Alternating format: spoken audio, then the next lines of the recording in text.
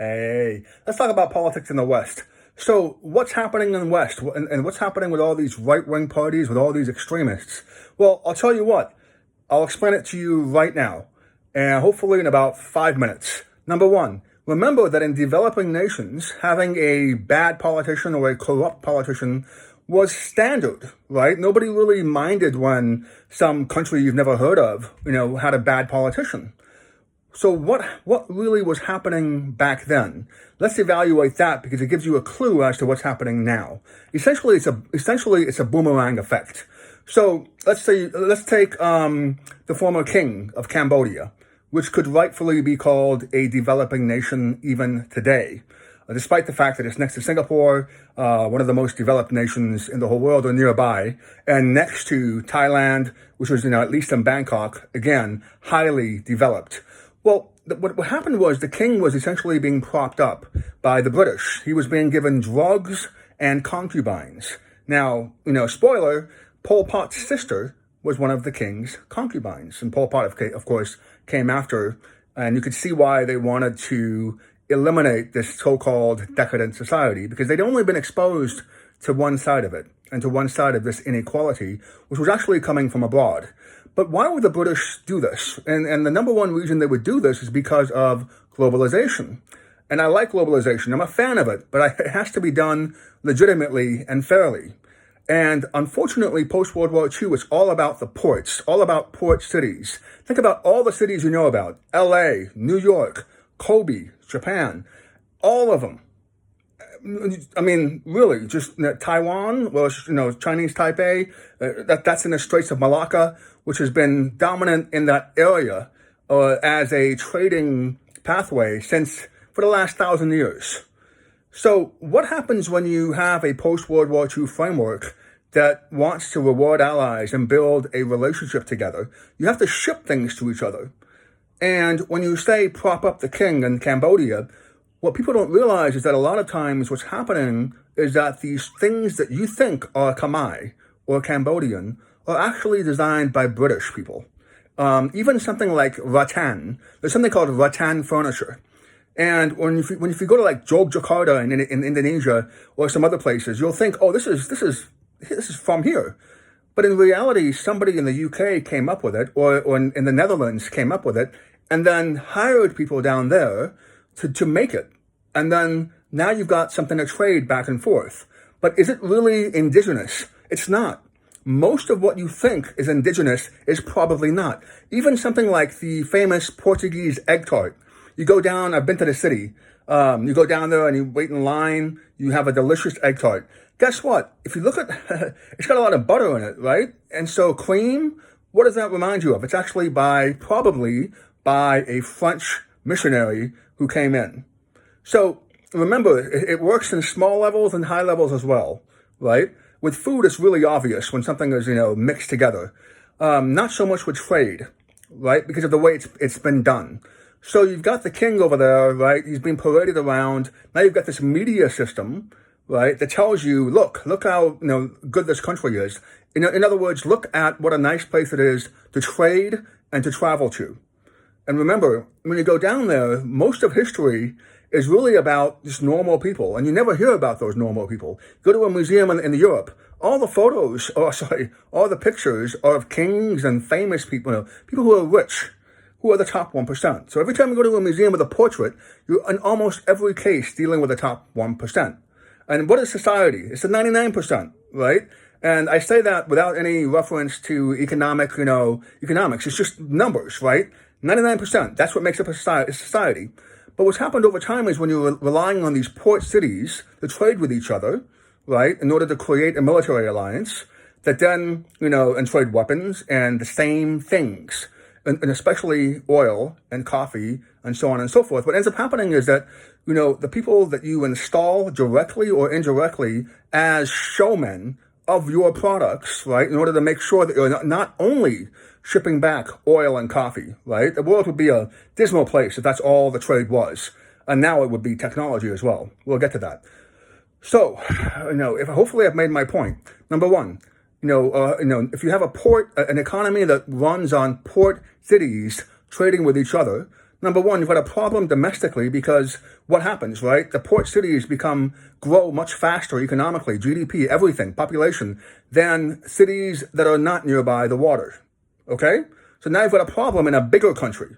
In a bigger country, Iowa gets forgotten or has to be heavily subsidized, which again creates some issues, right?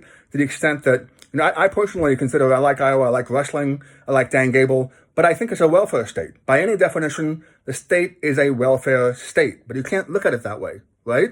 And by the way, Caitlin Clark should never be on the front page of anything. It's really, you need a Midwestern representative, right? You have all this trade coming in, you've got to sort of balance out from the port cities and the interior of the country, and it's always a challenge, right? So hopefully what you do is you end up, by the way, Cameron Brink is really the superstar you should be following if you follow the WNBA.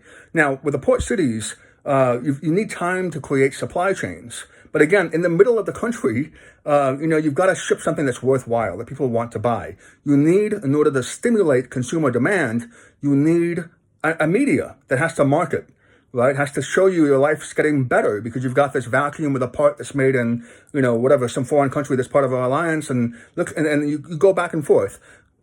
This is not frivolous, right? In the old days, you would have half-page ads, front page, full-page ads in newspapers. Oh, look, some ship is coming in from Europe. Foreign goods, luxury goods, right? It's always been that way. Part of it is just our own and curiosity innately, but also, again, you've got this whole economy running on port cities that creates a challenge to creating supply chains or facilitating supply chains consistently with the rest of the country in a large geographic area. So think about all the countries that have been successful. Singapore, small. UAE, small. Kuwait, small. Norway, small population. Think about which countries are having problems now. A lot of them are the bigger countries, right? Because of that dynamic. Okay, and so anyway, so number one, port city-based economy that creates tensions with the interior that then needs debt in order to facilitate some kind of trade of non-essential goods. Okay? Right. So, second issue. When you install somebody in a foreign country directly or indirectly, got to have an economy back and forth. Cambodia, I don't think it has natural resources that have been deployed in any large scale way. And so that's one of the reasons why it's developing, right? Because that consumer demand was not there and it wasn't able to join the brotherhood of globalization. Okay, and as effectively as Singapore or as all these other countries did, right? Because they had products that would be secondary. Once you start shipping oil or natural resources, right, you have other things that will be built on top of that. Not just plastics, not just the obvious examples, asphalt. There are all these other things that are coming up, food and so on and so forth. So number two, right, you have this essentially propped up advertising demand that does not care about the truth, right? Because, if you really want to look at the truth, you're looking at somebody in a developing country that for the most part was installed and propped up by somebody that does not necessarily have the best interests of his domestic residents at heart.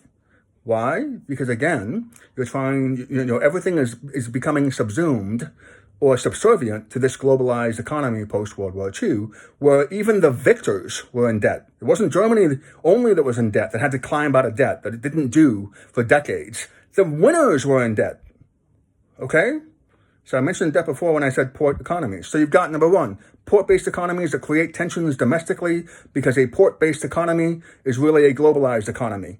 Number two, you have leaders in foreign countries that are propped up that really focus on the 1%, right? In order to create an artificial demand, consumer demand, in order to facilitate what should be some path to peace. But in fact, again, it doesn't always work that way to the extent that leader is placed and propped up using things like drugs and, or something else that is unfair, and especially using, activities and products and services that are really just sort of implanted into the country, right? And made to pretend as if they are indigenous.